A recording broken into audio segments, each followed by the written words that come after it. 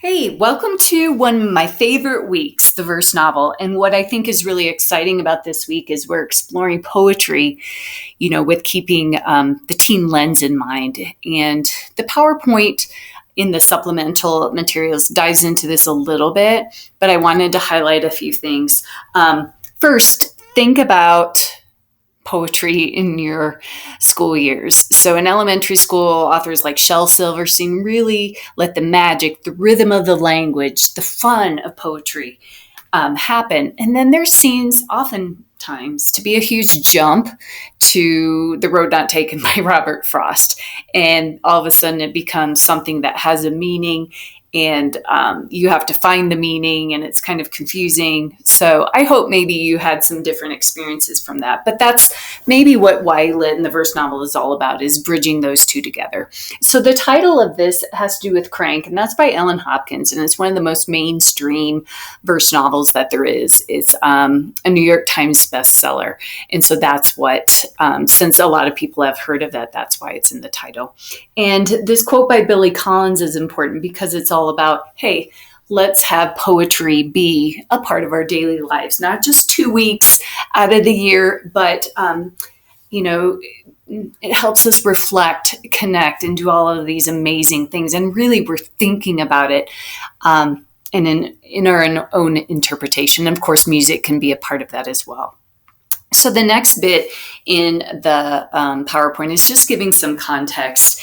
And, the term verse novel is kind of tricky because, as you'll see this week, the poetry is all vastly different. And so that's part of the reason I shared these pieces from different works, just so you can see the variety, but also, wow, there's actually quite a bit out there. And this is from the author of the supplemental article that we're reading this week, and she wrote it as a grad student at San Diego State, and it's Stop Pretending What Happened When My Big Sister Went Crazy, and it's semi-autobiographical.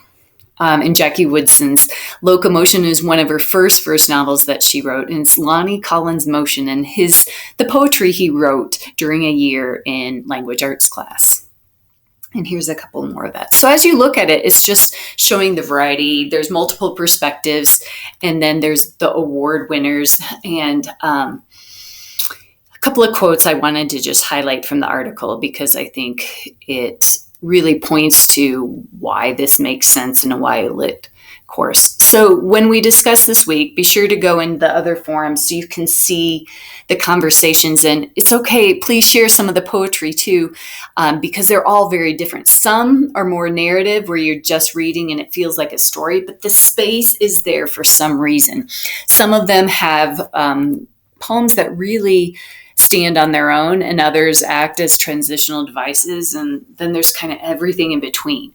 So the supplemental readings this week is that PowerPoint Soane's piece, and then this is an academic article. So for those pursuing that for the final project option, it's an example. For the ed minors, this is great research support for why pleasure reading matters. Poetry does not have to be something that we read all together in class. We study it. We're like, yes, this is what the author meant.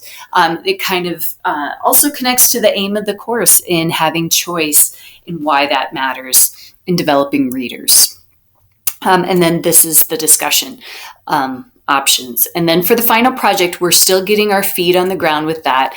Next week, in weeks 5 and 6, we're going to start some basic commentary to just kind of flesh out the ideas. Now, in this class, I did pull back from the other assignments. I know it still feels like a lot, but I actually took off 4 books and 2 smaller assignments so we can just focus on the reading and the final project from here on out.